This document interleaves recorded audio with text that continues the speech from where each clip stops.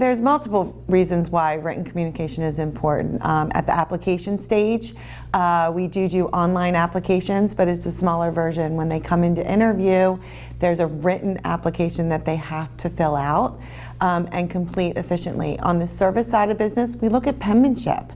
We look at their ability to actually write what they did in a job description and communicate effectively to us. On the job, emails, texting, a lot of our mechanics and technicians receive their work orders this way and they respond back. I don't think employees realize that this becomes part of their employment file, and should there ever be a discrepancy, whether it's payroll or a situation out in the field, those text messages and emails can be used and subpoenaed by an attorney. I've recently had an applicant fill out our application for a service plumber, and he spelled service S-I-R-V-I-S. That was a red flag at the hiring stage, and unfortunately he did not get the job. Primary means of written communication that we expect from any employee would be email. Email is a very, very powerful business tool that we use.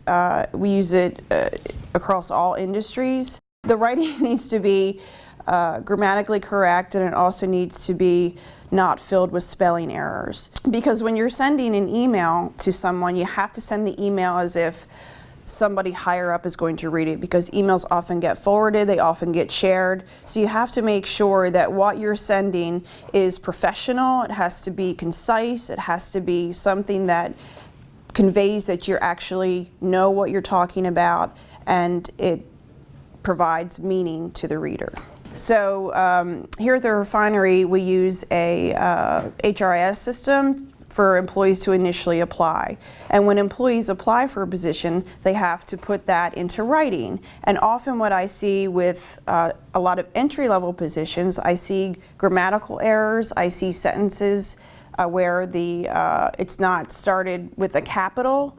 The capitalization is an issue. Getting to the point or giving too little detail is also problematic, because if I cannot understand what you've done in your prior experience, then I don't know how it's going to fit with our organization. So it's very, very important that what you convey in that written form is clear, concise, and it provides me with an insight what you can bring to this organization. If I can't see that, then I won't know if you're going to fit here, or I don't know what role I'll have for you in the future. So likely you won't get past the first step.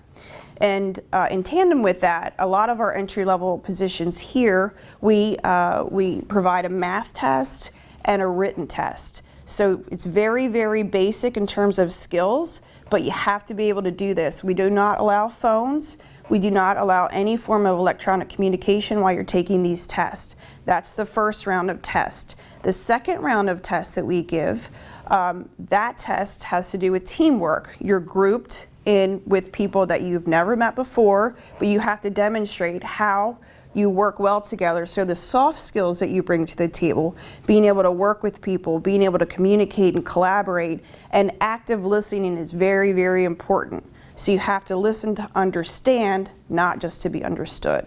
Providing information on an application is the first thing that we look at. So things like making sure that when somebody submits an application for employment, that that it's very succinctly written, and we use capitalization, proper punctuation, those kind of things. We see a lot of applications that come in that it looks more like a text than a job application. So, from the outset, it's incredibly important for someone who's looking for a position that they spend a lot of attention to detail on those things. We typically will have a bin of applications that we look at that, in our industry, when you're dealing with food, attention to detail is critical. We're dealing with food safety issues, which is paramount for us. So we look at it, if somebody's not going to put that detail in an application, that they may not be the right fit for us. So we really look at that quite heavily.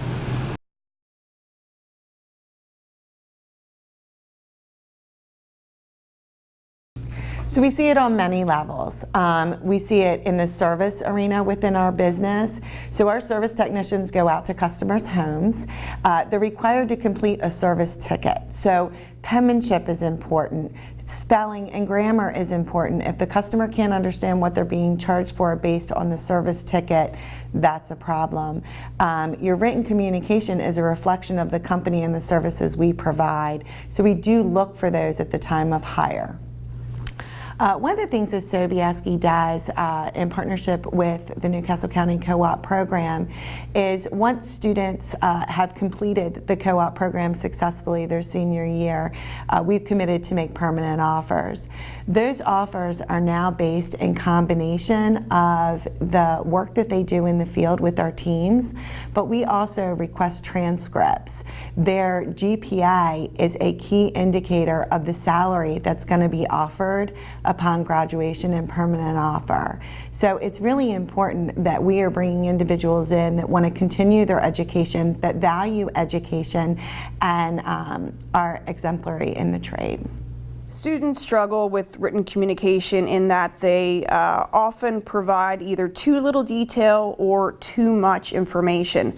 If it's too little, then I don't have enough to go on. I don't understand what, like I said, you can bring to the table in terms of your experience, your skill sets.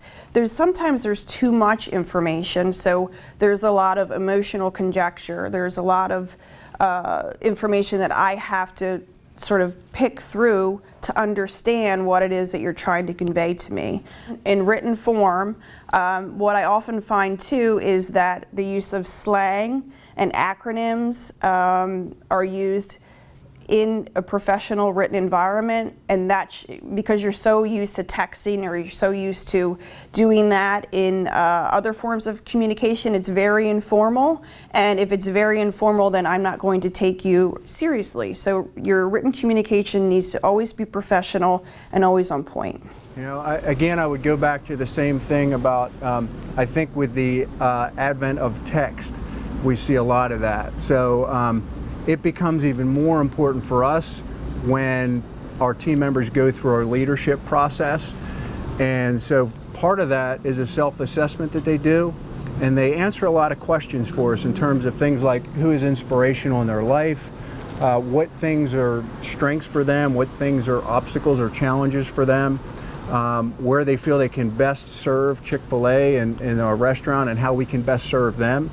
So those type of questions, it becomes, you know, when they go through that process of leadership, we look at those things. We provide them the questions, and they will supply us with that information.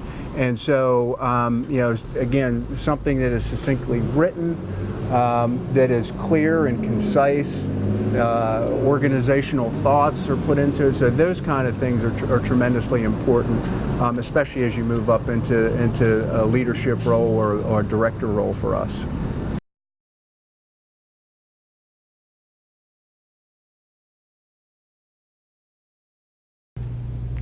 Communication skills, at least for Sobieski, are extremely important, not only on the construction side, but also on the service side. When you're going into a residential home, you need to be able to communicate in a way that's friendly, that perceives an honest and genuine type of feel to the homeowner. They need to feel confident that you are the person that's going to be able to solve their problem. Communication is absolutely key in being able to do that. I think we're seeing with the increase in technology, students now are coming out and they're having trouble building relationships with coworkers, relationships with supervisors. And at the end of the day, when they need to communicate that they want more training, or they don't understand how to do something, or maybe even they just don't like this job, they want to try something else, they struggle in that communication, whether written or verbal, and it's just easier for them to move on to the next job. If they just communicated and let us know what they needed, we could have saved that employee and they could have had a long-term employment opportunity here at Sobieski. A piece of advice that I would give students in this day and age is not to be so quick to change. I think employers in the area, as well as students, really need to work as a partnership in coming on board and communicating what it is they're looking to get out of the job, and make sure that that employer is willing to commit a training and development plan for them. I see often students coming out of school and into the workforce, and they're so quick to give up and move on to the next job without mastering the task at hand. You should be able to train an individual on whatever trade or task that you've been given before you move on to the next. That's how you're going to succeed in life, instead of giving up too quickly and moving on to the next task. Soft skills are important because soft skills are something that you can rarely teach someone. You can teach them how to maybe perform a task, but soft skills are very, very important. Time management is a soft skill that unfortunately we had to let people go because they don't show up to work on time, or they're not ready to work when they're here. Another time management tool that we look for is somebody who can prioritize tasks. We need somebody who can do that on their own independently. They have to understand what's important to the business as a whole and then prioritize those tasks accordingly. So time management is very, very key, because what you may like to work on is what maybe not is what is important to the business. So you have to be able to do time management in a way that's most efficient for the business. Another soft skill would be the collaboration with others. Collaborating with others is very important. You are likely going to work with people who have different opinions than you, probably everyone. So you're going to have to learn how to collaborate with people, because at one time or another you're not always going to agree. So you have to, again, have those active listening skills, so you can actively listen and probe into what others are trying to say to you, so you can understand the point of view that they're giving you, and then you can offer the insight that you may have. Problem solving. So we need students and employees, quite frankly, to be able to problem solve on their own. We can't have them Googling the answers, because if I needed someone to Google the answers, I could just hire somebody to do that. I need someone who can think independently, can understand if they're problem solving, they're not just problem solving maybe the task at hand. They're problem solving for the larger business as a whole. So they have to be able to think strategically. They have to be able to think, okay, if I make this decision, how is it going to impact the upstream business, not just my task and what I'm doing today? I'm not sharing this with you today just as the Human Resources Manager of the Delaware City Refinery. I do have experience in many industries. I have experience in the auto industry, I have experience in the power industry, and I have experience actually working as the Director of HR in a school district. So very different environments, but I can tell you across each environment, the hiring process is relatively the same. We're looking for people who can provide well-written communication, they can pass tests, they can think independently. We need these types of people. And if I'm interviewing candidates, what I look for in candidates is if somebody has more skill sets on their resume, but the candidate that shows enthusiasm and passion and the ability to think independently, that's the candidate that I'm going to hire, even though the other candidate may have more skill sets. I guess I would start with communication, right? It all sets on communication. That's both written and oral. We go through a pretty stringent interview process for us, where we may interview a team member 2 or 3 times before we select them for the position, because we really want to get to know them. So communication, both written and oral, are tremendously important, as well as listening skills. We'll be asking a lot of questions, and sometimes we get questions back that really they weren't listening for the question. So listening skills as well are tremendously important. Teamwork, in this business and in most businesses, it takes a team to get anything accomplished. That the days of I'm going to grind myself and succeed are sort of old school thoughts, and having that ability to work with teams and having empathy, those things are tremendously important. Detail oriented, again, being detail oriented. Problem solving is one of the issues that we see in a fast-paced environment here. There's no shortage of fires to be put out at any one time. We serve about 1,600. We have about 1,600 transactions per day at our restaurant. So there are a lot of things going at one time. So being able to make a decision is tremendously important. And I think that's with any workforce, being able to take that, make that decision. Having confidence in what you're doing is really important, and empathy again. And then we look at things like ownership. You know, if we look at things that are tremendously important for us, really soft skills, it's somebody taking ownership of the business, somebody putting their best foot forward each and every day. Those skills are, we can teach anybody to bread chicken, but those kind of skills, it's really challenging for us. So, you know, anything that the teachers could do or anything to promote that sense of ownership in whatever field they're in and whatever area they decide to move forward in, it's tremendously important.